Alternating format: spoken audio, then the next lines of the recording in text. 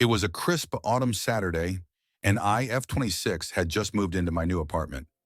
Excited to settle in, I noticed that my neighbor, a grumpy old man named Mr. Thompson, M72, was glaring at me from his porch. I'd heard stories about him. He was known in the building for being a real stickler about noise, plants, and anything resembling fun. But I love plants, and I wasn't going to let a grumpy old man stop me from living my life. A few days later, I decided to bring some greenery to my balcony.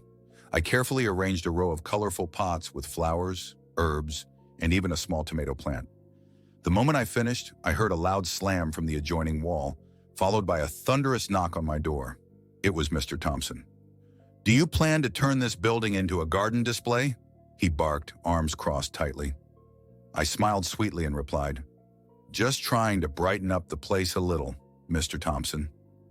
His scowl deepened, but I stood my ground. As the weeks went by, I became an expert at container gardening. The more I tended to my plants, the more I noticed my neighbors appreciating them. People started complimenting my little garden and even stopped to chat with me. It turned into a gathering spot, and before I knew it, we were all bonding over pots and pans. One night, while I was watering my plants, I glanced over at Mr. Thompson.